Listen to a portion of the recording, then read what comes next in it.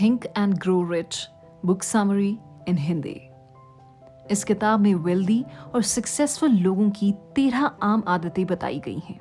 इन्हें 20 साल में 500 लोगों पर स्टडी करने के बाद लिखा गया है। ये किताब नेपोलियन हिल द्वारा लिखी गई है। हिल ने अपनी जिंदगी में सक्सेसफुल लोगों और उनकी आदतों पर रिसर्च किया है, उन पर स्टडी की है। तो इस बुक की समरी कुछ इस प्रकार है। Step 1, burning desire. कुछ बड़ा हासिल करने के लिए हमारे अंदर एक बड़ी ख्वाहिश होनी चाहिए। ऑथर कहते हैं कि ये अपने गोल को अचीव करने के लिए आपके अंदर उस गोल के प्रति एक स्ट्रॉन्ग डिजायर होना चाहिए, ऐसा डिजायर जो हमारे दिलो दिमाग पर हावी हो जाए। Step 2, faith. खुद पर भरोसा करना कामयाब लोगों की सबसे बड़ी क्वालिटी होती है। अगर आपके अंदर आपके गोल को अचीव करने के लिए बर्निंग डिजायर तो है, लेकिन आपको नेचर और खुद पर विश्वास नहीं है, तो ये गलत अप्रोच है। इसलिए बर्निंग डिजायर के साथ साथ खुद पर और नेचर पर कभी डाउट मत करिए। Step 3, auto suggestion. अपने बारे में खुद से अच्छी बातें करके आप अपने बिहेवियर में बदलाव कर सकते हैं। ऑटो सजेशन का मतलब होता है खुद अपने आप को सलाह देना, यानी बार बार खुद से कोई बात कहना जिससे आप भी सच मानने लगोगे।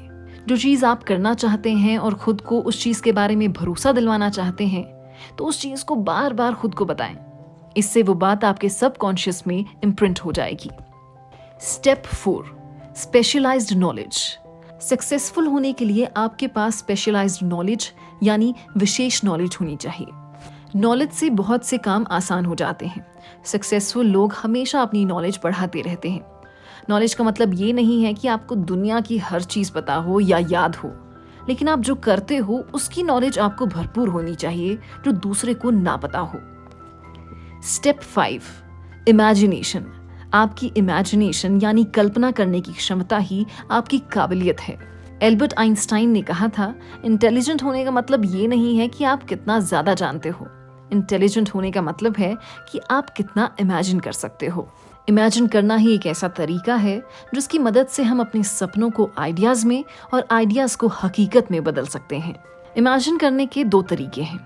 Creative imagination. क्रिएटिव इमेजिनेशन से एकदम नए आइडियाज निकलते हैं जो पहले कभी किसी ने नहीं सोचे हों। दूसरी है सिंथेटिक इमेजिनेशन। इस इमेजिनेशन से हम पुराने आइडियाज को मिलाकर नए आइडियाज में बदल सकते हैं। Step 6, planning. अपनी मंजिल को हासिल करने के लिए ऑर्गेनाइज प्लानिंग करें। कई बार ऐसा होता है कि इंसान में अपने गोल्स को अचीव करने के लिए डिजायर, खुद पर विश्वास और नॉलेज तो होती है, लेकिन फिर भी वो सालों साल मेहनत करने के बावजूद अपने गोल को अचीव नहीं कर पाता। इसका रीजन है नॉट प्लानिंग और बैड प्लानिंग, यानी क्या करना है, कितना करना है, कब करना है और कैसे करना है, इन सारी चीजों का ना पता होना। इन सब की नॉलेज को ही ऑर्गेनाइज्ड प्लानिंग कहा जाता है। Step 7, decision. आपकी डिसीजन मेकिंग की क्षमता आपको सक्सेसफुल लोगों में खड़ा कर देती है। सही समय पर सही फैसला लेना भी एक कला है। बहुत से लोग अपने लिए गए फैसलों पर ज्यादा दिन टिक नहीं पाते और यही रीजन है कि वो अनसक्सेसफुल होते हैं। मुश्किल समय में भी अपने डिसीजंस को ना छोड़ें, क्योंकि ये लॉन्ग रन में आपको फायदा देंगे।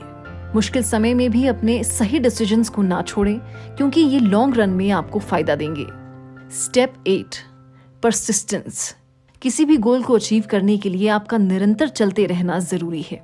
भले ही आप धीरे चलें, लेकिन चलते रहें। जैसे किसी भी काम को करने के लिए पहला स्टेप जरूरी होता है, वैसे ही गोल तक ना पहुंचने तक निरंतर उसके लिए काम करते रहना भी जरूरी होता है। Step 9, power of mastermind. सब जानते हैं कि नॉलेज हमारी पावर होती है, पर अकेले नॉलेज के दम पर हम सक्सेस नहीं पा सकते। मास्टरमाइंड कई लोगों का ऐसा ग्रुप होता है जिससे हम अपनी नॉलेज बढ़ा सकते हैं।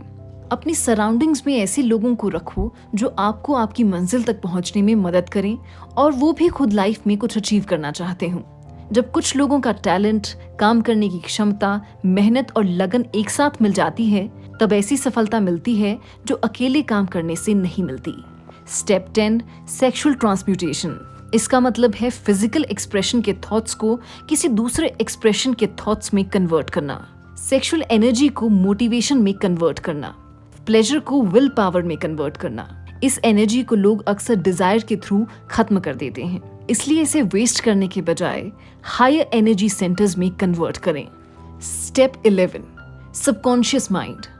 हमारे सबकॉन्शियस माइंड पर हमारा कोई कंट्रोल नहीं होता, लेकिन यहीं से हमारी सारी इच्छाएं, भावनाएं कंट्रोल होती हैं।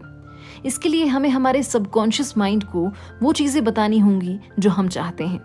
अपने सबकॉन्शियस को बार बार याद दिलाएं कि आप क्या हैं, आप क्या सोचते हैं, क्या करना चाहते हैं और कैसे करेंगे। Step 12, the brain. हमारा दिमाग एक पावरफुल मशीन की तरह काम करता है। हमारे जो विचार होते हैं वो हमारे सक्सेस में कंट्रीब्यूट करते हैं। ब्रेन को हमेशा अच्छी चीज़ों से फीड करें, बुक्स पढ़ें, अच्छी वीडियोस देखें, इंटेलिजेंट और लाइक माइंडेड लोगों के साथ बात करें। कहा जाता है कि बॉडी बिल्डिंग करनी है तो डंबल उठाइए और ब्रेन बिल्डिंग करनी है तो किताब। Step 14, the sixth sense. हमारी सिक्स्थ सेंस हमारे सबकॉन्शियस ब्रेन में छिपी होती है। कुछ लोग तुक्का मारने को सिक्स्थ सेंस समझ लेते हैं, लेकिन ऐसा नहीं है। इसका मतलब है पैटर्न्स को समझना। आपको ये अंदाजा लग जाता है कि आगे क्या होगा, और ये आपके एक्सपीरियंसेस की वजह से स्ट्रॉन्ग होती है और आपको जिंदगी की हर फील्ड में काम आती है। अगर आप इन 13 चीज़ों को समझ लेते हैं तो आप कुछ भी कर सकते हैं।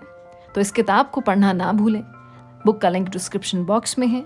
बुक कैसी लगी कमेंट ज़रूर करें और ऐसी बुक समरीज के लिए चैनल को सब्सक्राइब करना ना भूलें।